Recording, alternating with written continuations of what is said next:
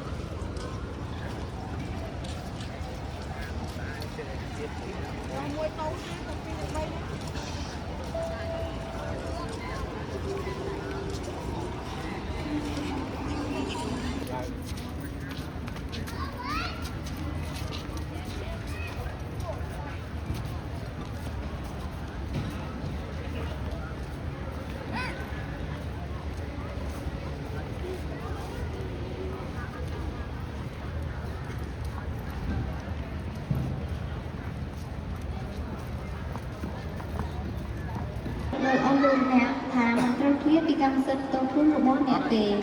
Sông trong là giác đầu với là chi cầm sân tông thương của bó ông luôn nè. Sông ông cùng. Your attention please. For security reasons, we wish to remind that it is strictly forbidden to leave the luggage unattended. Please be cautious when you are transporting luggage. Thank you.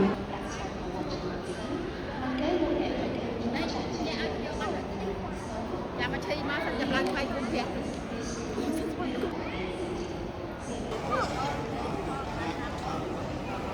Chứ một góc gì